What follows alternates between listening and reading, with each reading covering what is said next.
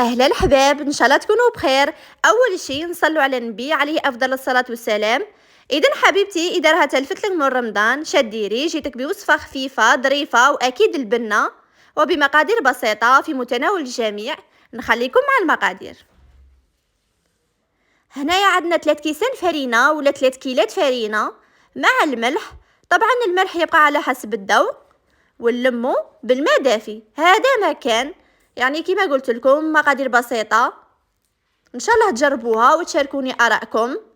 وبهذه المناسبة نشكركم بزاف بزاف على الدعم تاعكم. اذا نلموا العجينة على هذا الشكل.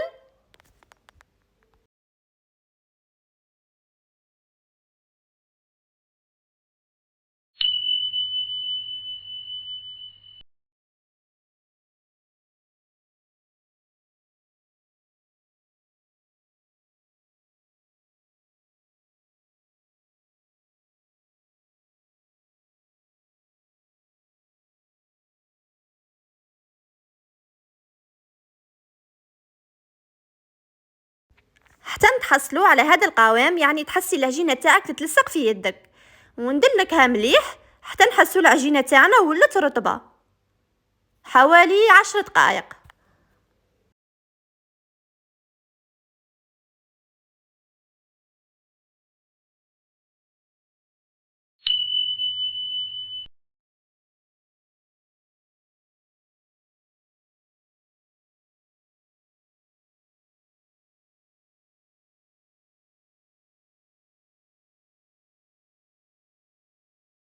من بعد ما دلكنا العجينة تاعنا وحسيناها رطبة نخلوها ترتاح لمدة 15 دقيقة.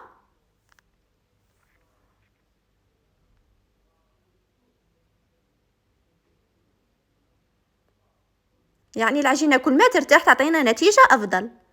كما راكم تشوفوا العجينة تاعنا من بعد ما ارتاحت نستعنوا بالزيت ونديروا كريات. هنايا الحجم اللي حبيتو تبغوا ديروهم كبار تبغوا ديروهم صغار. كنت دهنت البلا تاعي بالزيت.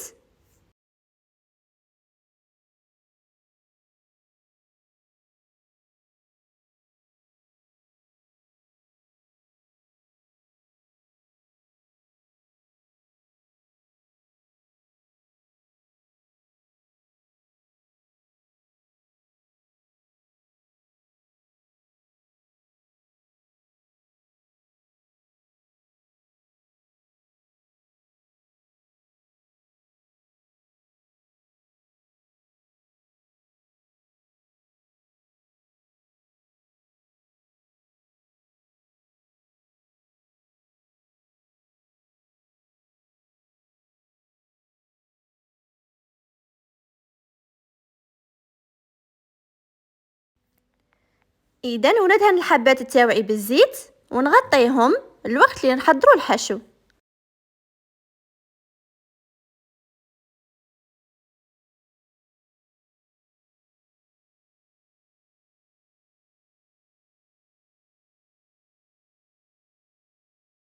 بالنسبة للحشو في مقلة درنا شوية زيت مع 2 حبات بصل كبار، خليناهم يتقلوا ويتبالوا، وضفنا عليهم حبة طماطم كبيرة مرابية، نضيفوا عليها مغرف كبيرة طماطم مصبرة ومغرف كبيرة هريسة.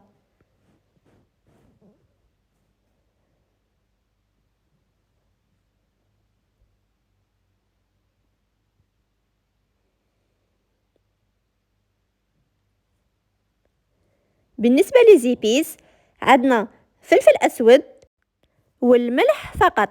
يمكن إضافة فلفل عكري لكن يكون حار تعويضا لما عندناش الهريسة.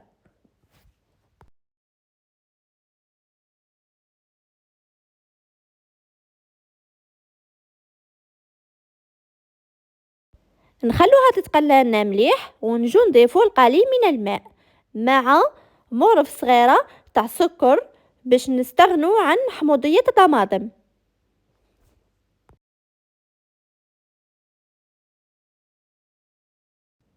ونخلو الحشو تاعنا يتجمر ونروحو نشكلو الحبات تاوعنا مع بعض. والحشو تاعنا راه واجد. هنا عندي جبن رابي وجبن ابيض. العجينه تاعنا راها ارتاحت، نشكل معكم حبه. انا غادي نستعن بالبابي كويسون باش الحبه تاعي تساعدني ما تغبنيش. نديروا القليل من الزيت اذا ونحلوا الحبه. شوفوا العجينه تاعنا كيفاه تساعدنا تنحل لنا. العجينه رائعه. اذا اول شيء نديروا الحشو.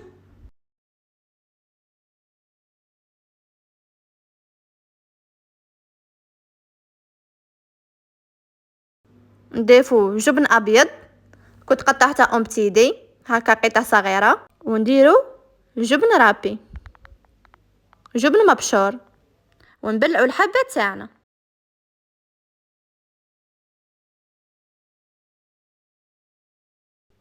هكا نروحوا معاها بالعقل.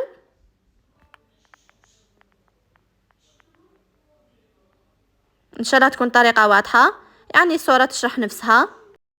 اذا انا كنت دايره الطاجين تاعي يسخن من قبل. نروحوا نديروا الحبه مع بعض الطيب، ندهنوا الطاجين بشويه زيت، ونجو نديروا الحبه تاعنا الطيب على هذا الشكل. شفتوا البابي كويسون كيفاه يساعدنا، يعني طريقه سهله بالنسبه للمبتدئين. اذا نحمروها على كلا الجهتين. طبعا كي نشوفوها دارت هكا فقاعات يعني بدات تنتفخ، نقلبوها على الجهه الثانيه.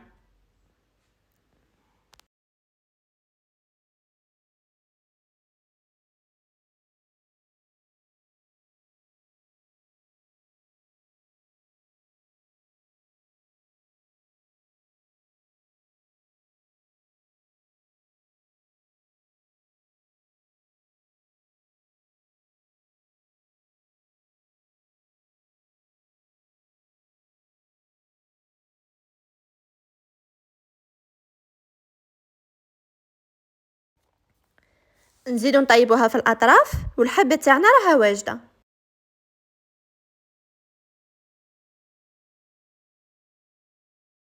وها هي وصفه اليوم. شوفوا كيفاه جات هذيك التحميره، يعني وصفه اكثر من رائعه. ان شاء الله تكون عجبتكم. شوفوا هذيك الهشاشه كيفاه جاتنا خفيفه وجاتنا حاره ما شاء الله. اذا نتلاقوا في وصفه جديده ان شاء الله. سلام.